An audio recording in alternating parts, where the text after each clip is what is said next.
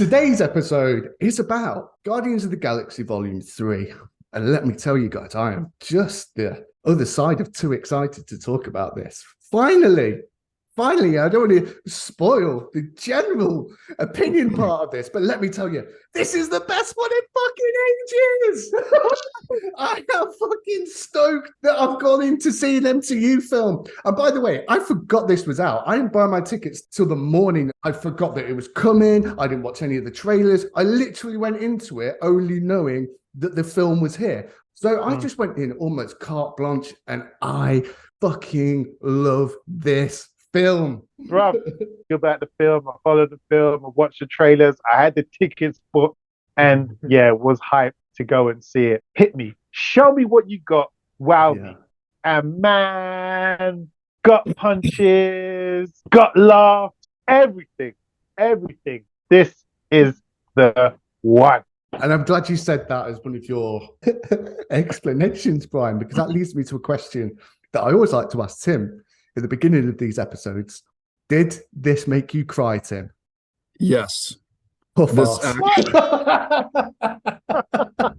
actually did make me cry. Now, it made me cry. Like some very minor nitpicky complaints, I think this is maybe the best movie they've ever done. Certainly the best non-Avengers movie they've ever done. And immediately it had that, oh, thank goodness we're here. Thank goodness. Recently, I've kind of, and don't have me wrong, I've gone into each of the Phase 4 films and all the TV series, all that kind of thing. I want to enjoy these. I go in wanting to enjoy them. I go in there expecting to enjoy them. Yeah. However, there is an attrition. And I think as soon as it starts teetering on the cliff, you're like, oh, for fuck's sake, not again. And you're just waiting for that first little flaw to come where you're like, oh no. Yeah. But with this, it was so good to be back with these characters. With the sadness part, obviously this is going to be spoilers. We never do non-spoilers.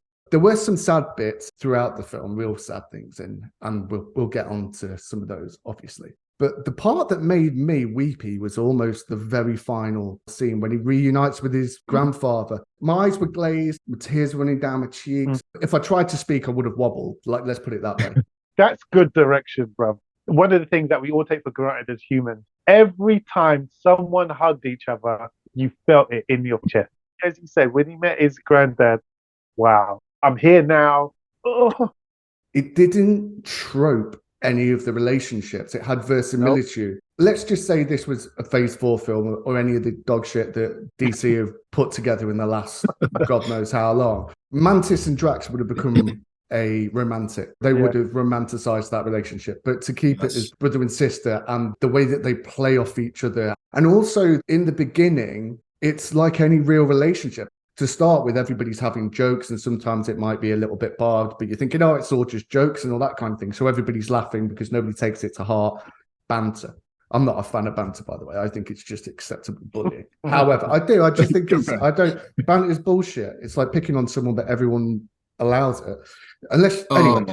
Different point altogether.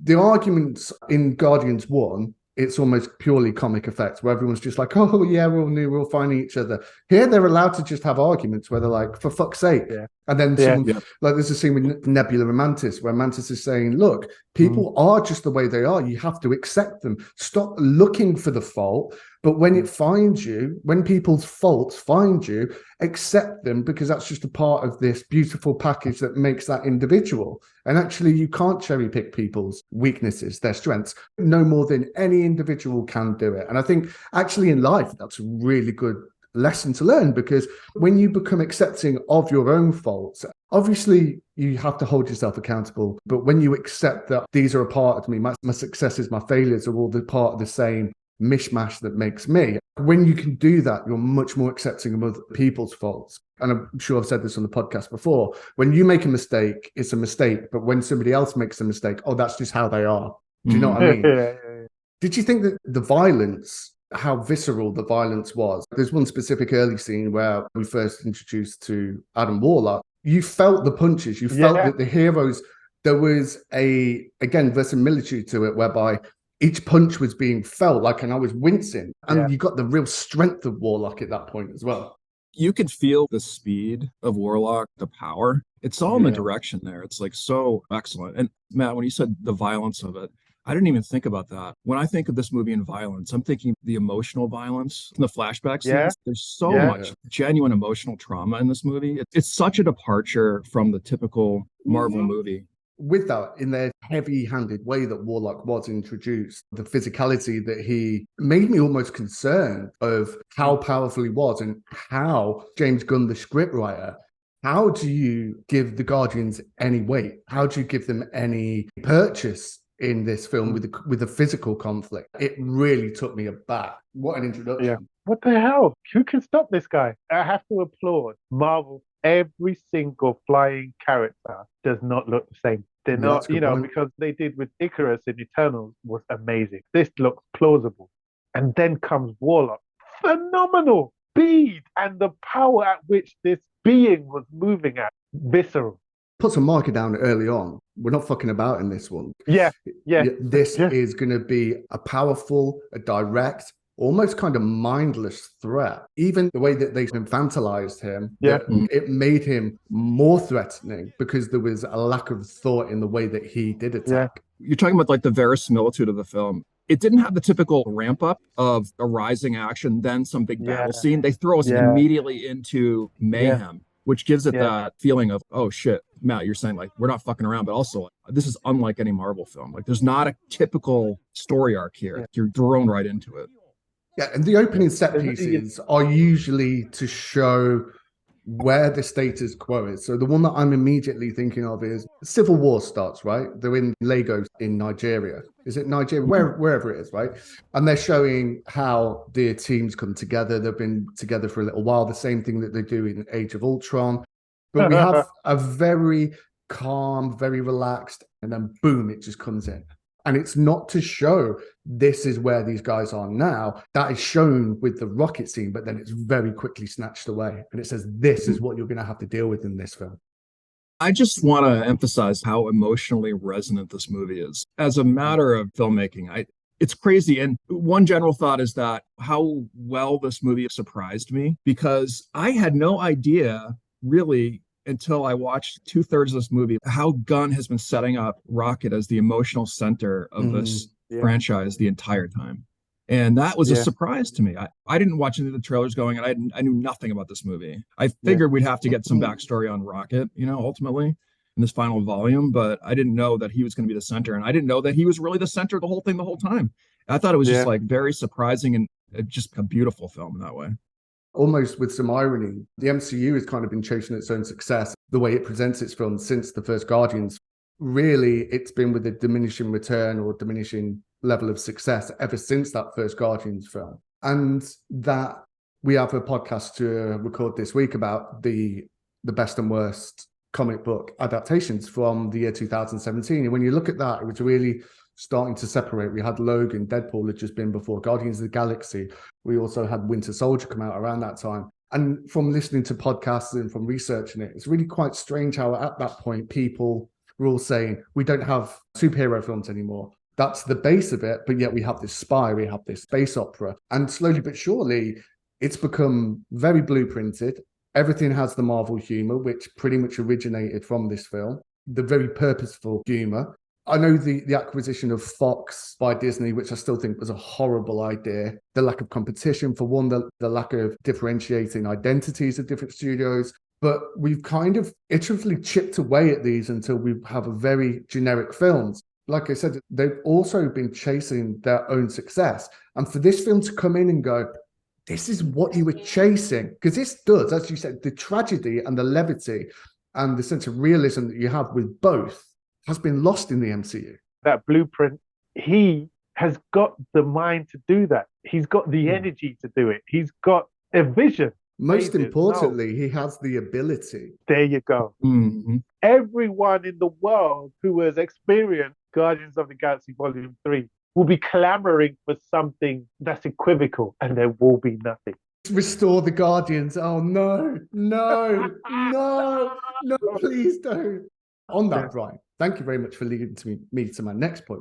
When you think that he was going to be the head of the cosmic side of things, when he was fired, obviously they didn't progress with that role for him. When you think of the 4 consecutive films where you had Thor: Love and Thunder, which was a completely dysfunctional space opera, very much in the styling, but failed miserably. Quantumania, which while wasn't extraterrestrial, it was like subterrestrial almost, but it still had that fit.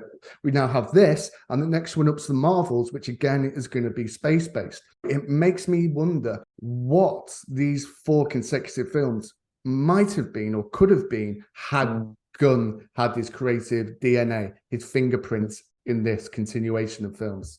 There's definitely superhero fatigue. A cinema friend I watched it with, and the cinema was empty.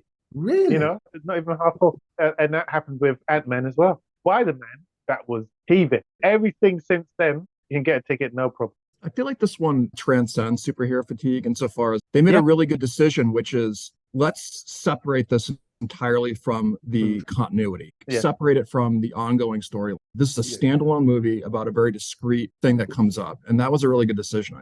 I think there's 2 factors here. I think after my cousin caught up with all the Marvel stuff before Infinity War and Endgame, he said that was the end of the story for him. He'd invested his time and now there was an ending. I also think that it's not necessarily superhero fatigue, it's mid fatigue. They've been crap. That's the problem.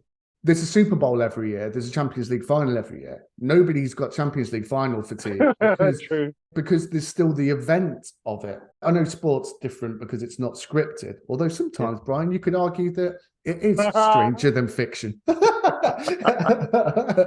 It's simply that it's mid-fatigue. DC fell off a cliff. They went anti-Snyderverse as a point. And the MCU, again, it forgot why it was doing it in the first instance. It put its arc over stories, like the hierarchy was flipped on its head. And let's not forget as well with the Infinity Saga that they didn't know they were doing that. They weren't actively Disney IPs until that Iron Man 3. If you look at that's the first one that doesn't have I think it's the Universal intro at the beginning of the film. So all they knew is they wanted to arrive at the first Avengers film. That's all they knew. And at that point, they started thinking, we can look further in the future. We have the resilience of the Disney brand. We have the resilience of our previous success. That's when they started looking at, and that's why we had 3 different Thanoses.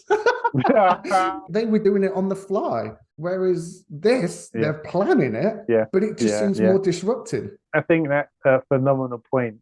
I was watching the Legend thing on Disney Plus about Peter Quill. He's just an everyman. He built up so much emotional pillowing or cushioning with Gamora because his mother was taken away from him at 8 years old. And then he was abducted. He's the kid who's never learned to deal with his emotions. So with Thanos, that's just him being an everyman. It's funny you should bring that up because James Gunn, now that he's cut and dry at Marvel, he's actually said afterwards he never wanted Gamora to be killed off in that film. And also the way that his path for Star-Lord, the writers for the 2 big Avengers films, Marcus and McFeeny, I think it is McFeeny, something like that. Footnotes. I could have done some research by him. For the Endgame, but that ain't the type of podcast we are, people. But yeah, he said he didn't like the way they handled Star-Lord in that instance. That wasn't Star-Lord's path.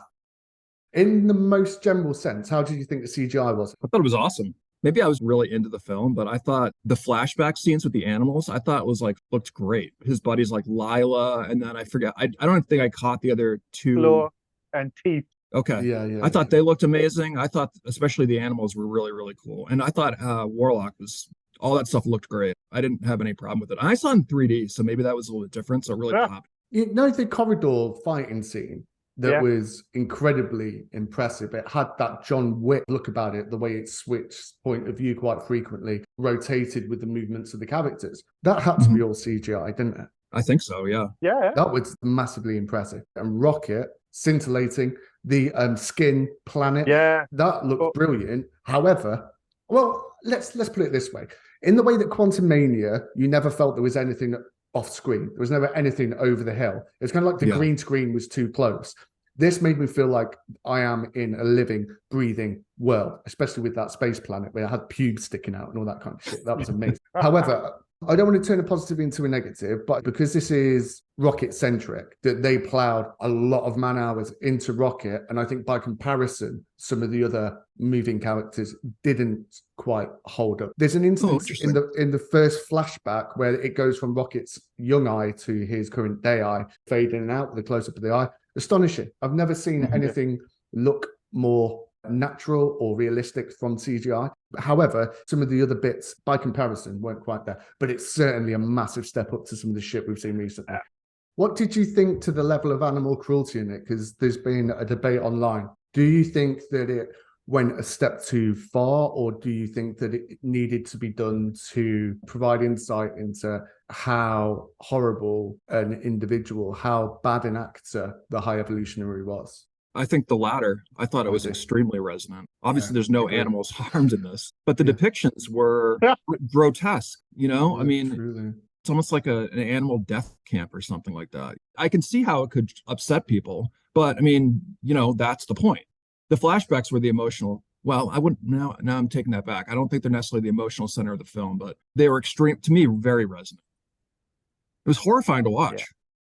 The flashbacks. Maybe misquoting this, but there's an 87-minute film there in its own right, because the film was almost 3 hours long.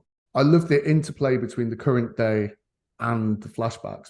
We spoke to Dennis Hopeless about Heart Eyes, didn't we? And spoke to him about his writing technique and the way that his is almost conversational in the way that a chorus and verses in music. You have the almost serious notes of the verses and then the upbeat choruses that can come in, and or there's like a setup and a release, the capture and release, of course, and verse.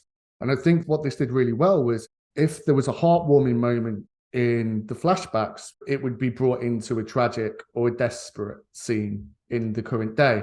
And likewise, if it ended on a tragic or desperate scene, it would come back to the Guardians where it would be a very punchy, upbeat scene. It's kind of one of those whereby the best editing you don't realize. Now, the interchange, the editing was incredible, because I usually can pinpoint with almost pristine accuracy the part of the film where I can tap out and say, I know this is going to be the P sequence where everyone's standing around talking about what's going to happen and where they're going to go next. I sat there for almost 3 hours. Fuck, I can't wait any longer. I've got to go for a pee. And that is a testament to pristine editing. The interchange kept you interested, like continuously kept you interested. This is a Rocket-centric film, and surprisingly, he was taken out of action for the first half of the film. It was strange how present Rocket was, but yet he was passive for the first half of the film. One thing I noticed about him is how great of a voice actor Bradley Cooper is. I guess I had noticed that before, but it's really impressive this time around. You can tell he really gives life to this character. So the fact that he was sort of inert for the first 2/3 or 3/4 of the present day timeline, the flashbacks to when he was little and when he's an adult back in that previous timeline, I thought were just like really incredibly resonant. I thought Bradley Cooper was amazing in this. And you forget that it is Bradley Cooper until you remind yourself. Anyway, it seems like a contradiction, but you'll be sitting there and you'll go, oh shit, that's Bradley Cooper. There's never any Bradley Cooper inflection on the character. It was amazing. Awesome. I had to consciously go, shit, that's Bradley Cooper. Exactly that. Did he do the baby rocket stuff too, or is that altered in some way? Do you guys know whether that was? I think it would have been put through like the equivalent of an auto tune. It would have been pitched. Yeah. And another one that you don't ever, you'll just be sat there and go, oh shit, yeah, Vin Diesel. Vin Diesel's in the MCU. It is crazy, isn't it, mate? At the end, when he says, I love you guys, you could totally tell. Do you know what's significant about that? When he says it, no one flinches speaking English. Yeah. You know why? It's a Blair Witch moment. It's because we now understand what I am Groot means when he says I am Groot. Do you reckon? So, yeah, that's what it is. So it's not that clever. He's now speaking English. It's that we now understand Grootish. Right. Interesting. Right. Okay. So when you get the opportunity, watch that scene again when he just goes, I love you guys. No one goes, hey. One of the things about the whole I am Groot thing, whatever his language is, when Thor understands him and people go, oh, you understand that? He was like, yeah, it was an optional at high school or whatever. Yeah.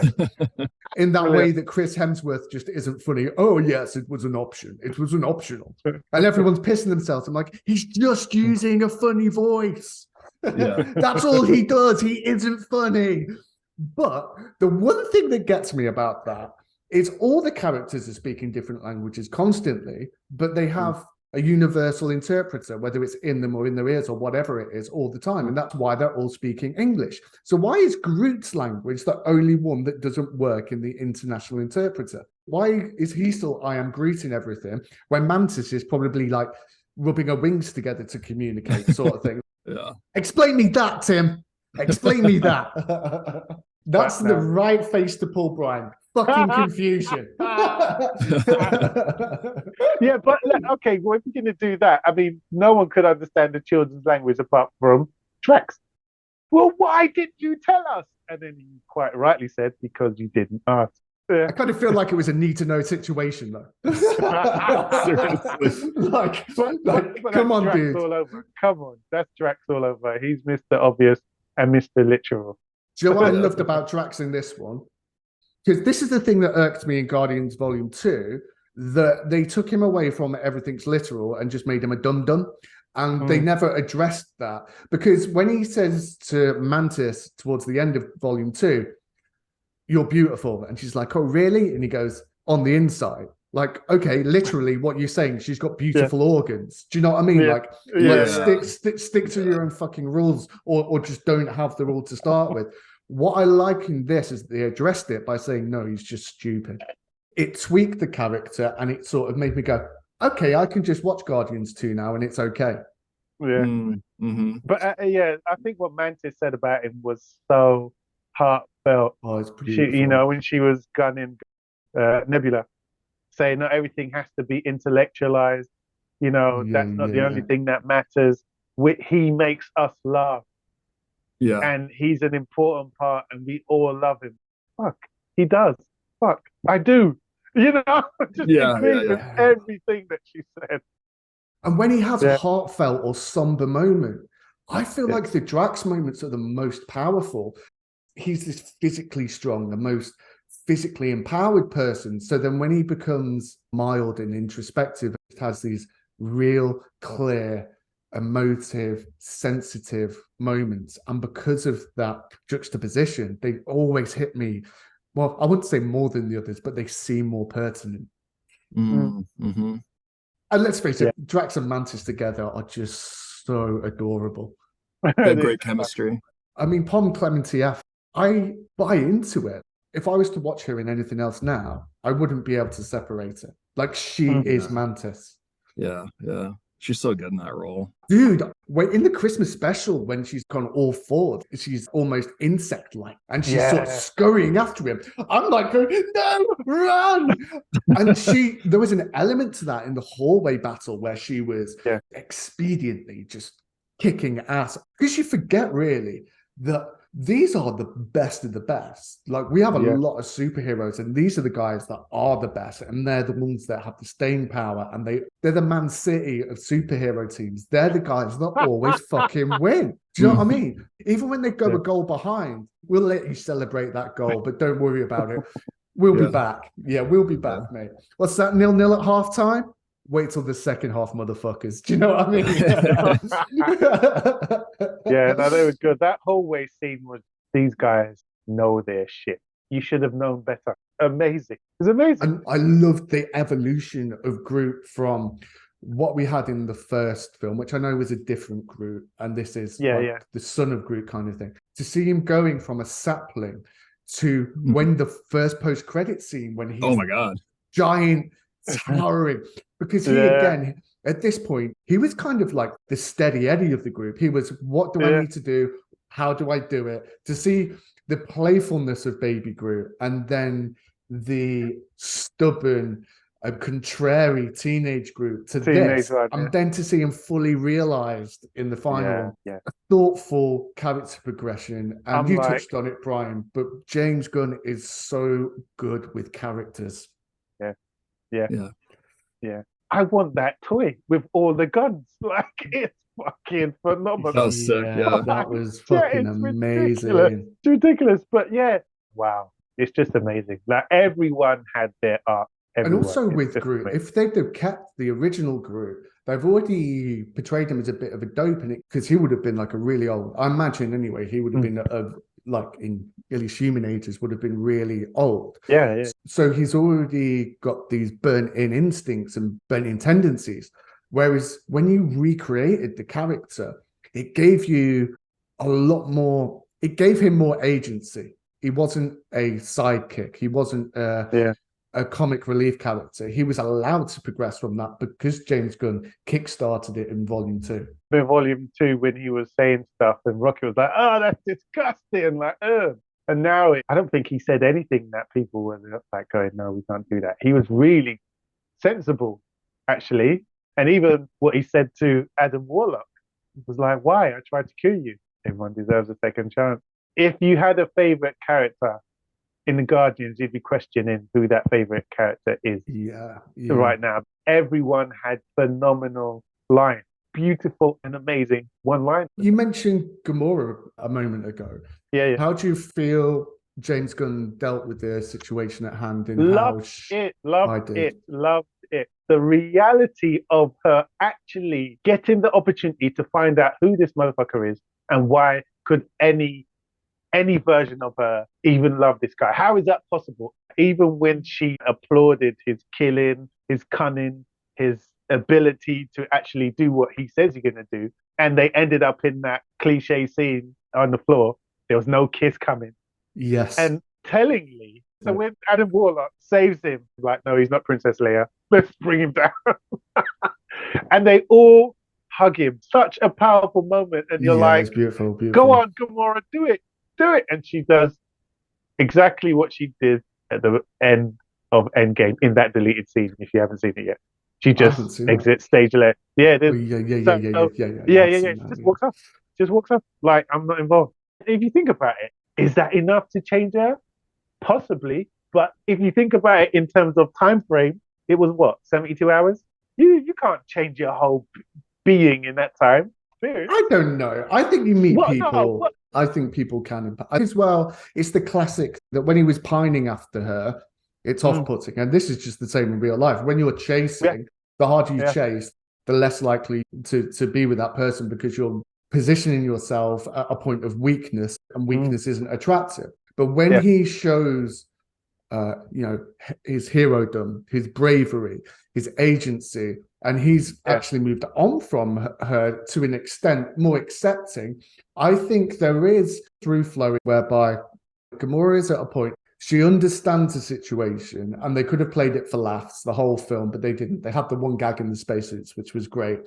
Even in that, she's probably been quite aggressively pursued at this point, but she's kind of like, look, I'm just not your Gamora. And he's like, well, as you said, if a Gamora can be with me, you might be able to if you allow yourself to. And she's just like, look, Quinn. Because it's Quill. She goes, okay, whatever. I'm just not your Gamora. And I think she handles it pretty well. She's written as somebody that is emotionally intelligent, emotionally aware.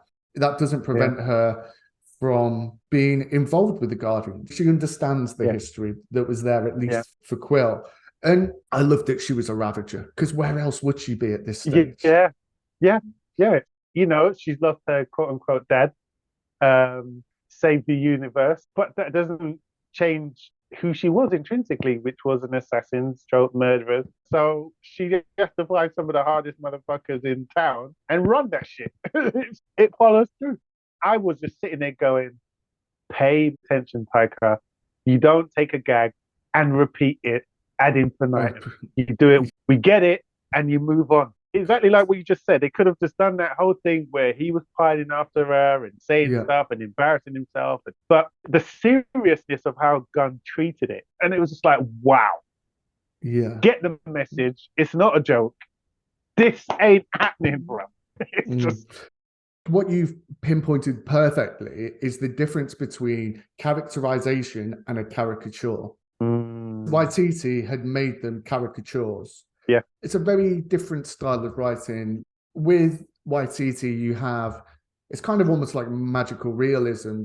It's a heightened version of real world stakes. There is tragedy in it, but almost like in a Wes Anderson film, where there's accents that almost put the characters in the uncanny. Whereas James Gunn writes people true, but he puts accents of humor, comedy aspects on top of that. That's not the base that he writes from. That's a really astute point.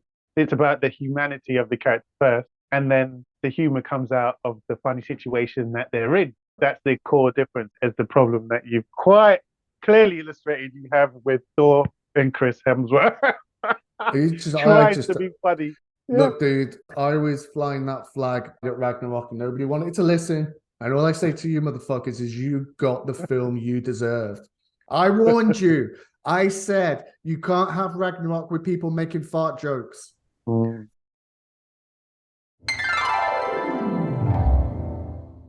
Right, what everybody doesn't know is we just had a little comfort break. So we're going to pick it up now.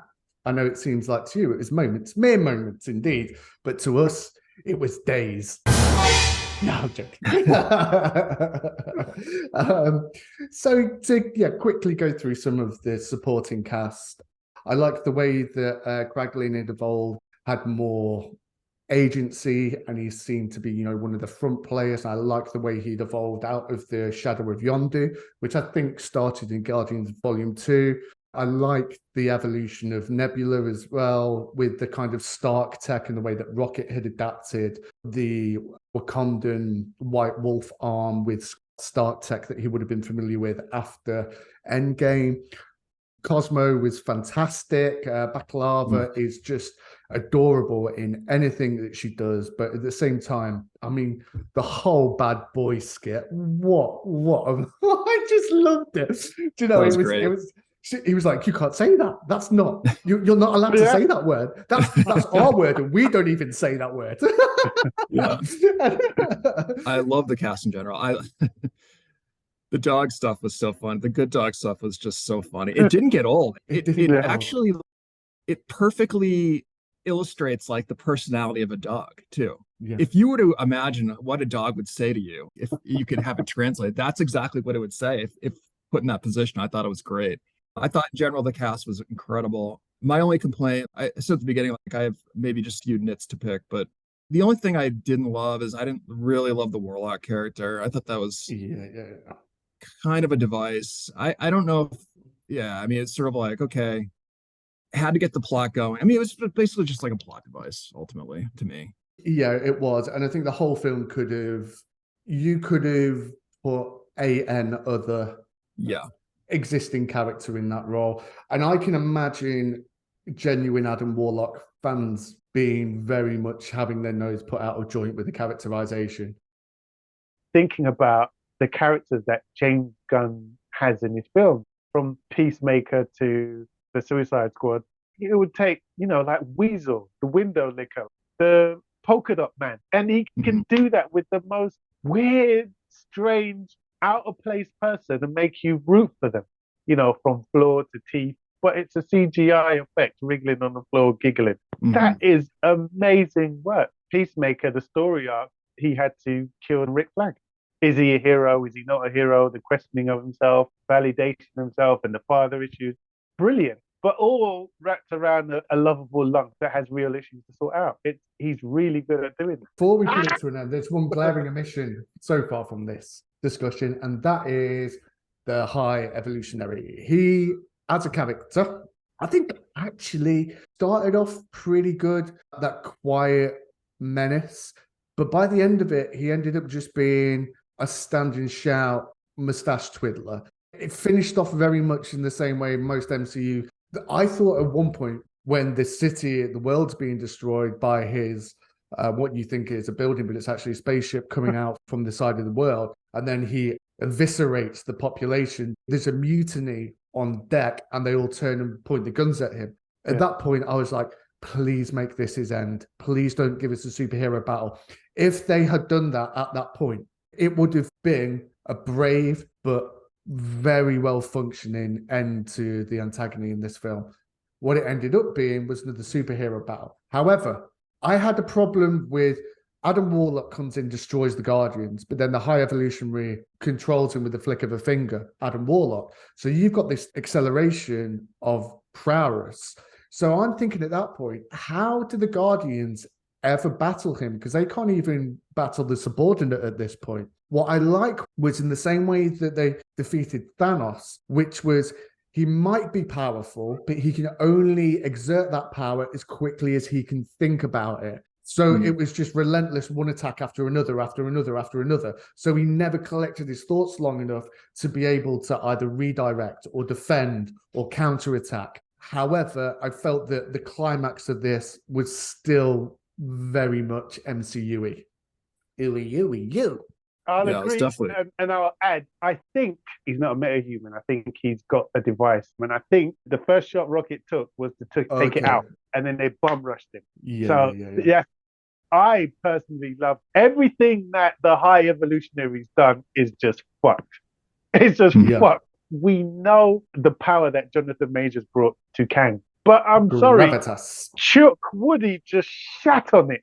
You think? Yeah, I think that he just took it to another level of no justification, no fucking about, I'll kill you. There was only the bit is soliloquy when Quill goes to him, I'm not interested in your mother issues. And that's the only time you kind of caught him doing that. I felt like that's how his character finished. He just sort of stood and shouted at people with increase. It was like watching John Boyega in actual fact. Like, Ray! He hated doing all of that. He hated it's in the every fact film, that the though, script, mate. Yeah. He even did it in the advert of the cinema for don't talk in the cinema and put your phones away, where he just stood there, looked at the camera directly, cocked his body, and then screamed and ran. The guy can't fucking act. I ain't taking it, mate.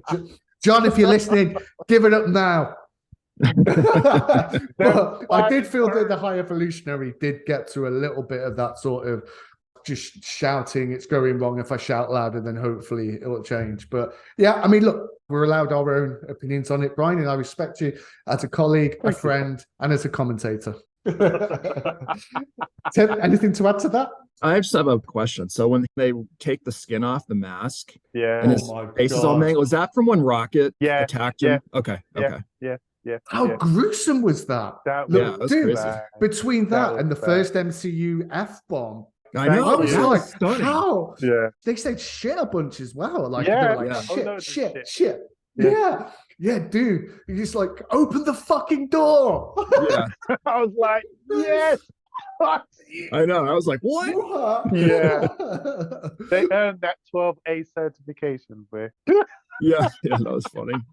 Do you think the whole thing was powered by the High Evolutionary wanting to know why Rocket was so intelligent and why he had self-awareness and the capacity for learning, where the other ones were basically well-mannered golems?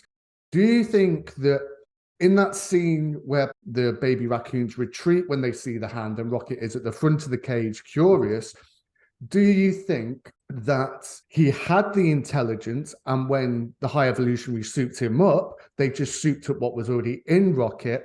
Or do you think, as the High Evolutionary did, that there was a part of the process that was a minutiae different that empowered Rocket's intelligence and gave him self-awareness and agency? That's a very good question. I don't know. I don't know if we have too many clues. I guess I want to think it's innate in Rocket. I think that too. Yeah, but I don't know. I mean, that's an interesting observation, though, that he's the one that doesn't retreat at that moment. I think I want to believe that it's something innate in him and that it's just enhanced in some way by whatever the surgical or machinations that the High Evolutionary imposes on him. Before I make an answer, what's interesting is how evolutionists seem to be the ability to talk as a human and stand upright bipedally. And I'm like, how is that evolution?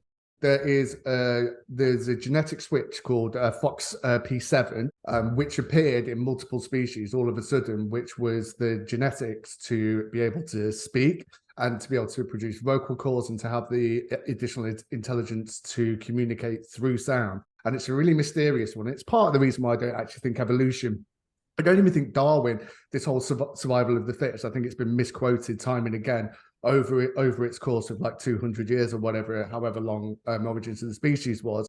And I don't think even he believed in evolution as it's being portrayed now. I think there's a lot of anomalous creation of genetic code across multiple species. Like the eyes, for instance, eyes generated roughly about the same time in over 20 different instances in different species. So we have these massive jumps. Now that is against the whole idea of survival of the fittest. But the Fox P7 gene, when it appeared, was one of those evolutionary leaps that happened almost simultaneously through multiple species. Science, bitch! I'm loving that. I'm loving that. We have the high evolutionary among us. But to answer your question, and to answer your question, I'm taking my lead from what was in the film. And when Lila said to him, "It's not yet your time," but brought by the high evolutionary, he's guided by the hand that guide the hand. There is a deeper thread to this. Is it another celestial? Was it ego? Who knows? Who knows? I felt this soundtrack was a bit ill-fitting, narratively blunderbuss. When I heard Radiohead's Creep, the acoustic version of that, I thought, great, if we're doing 90s, let's go with 90s like Captain Marvel did.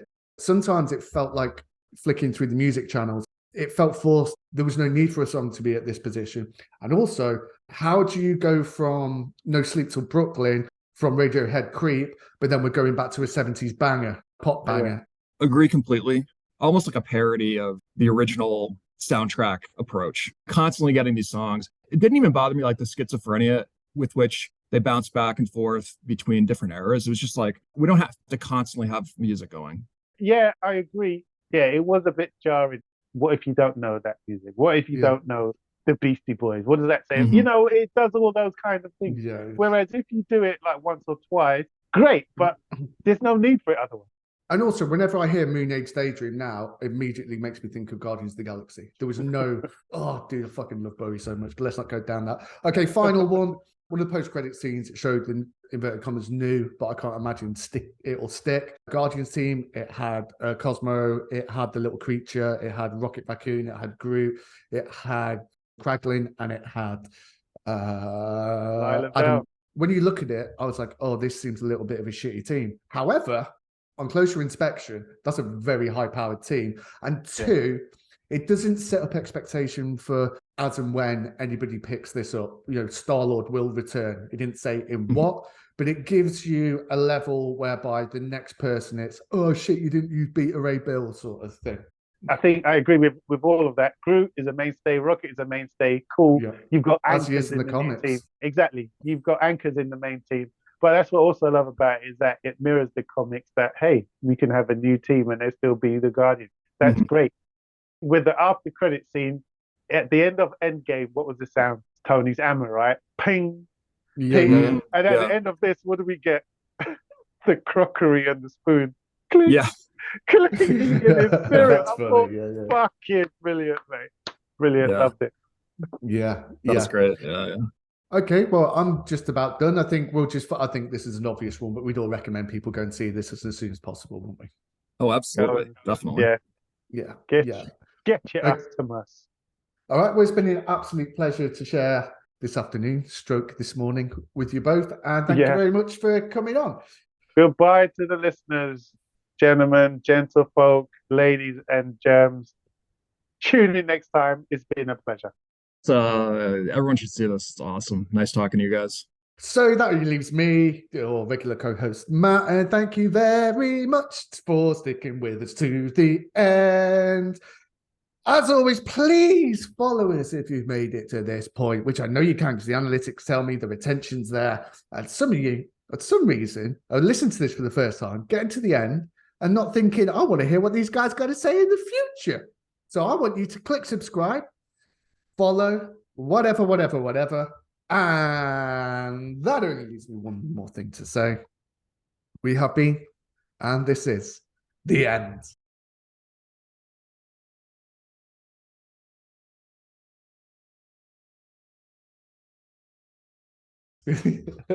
I love that. Fucking love that.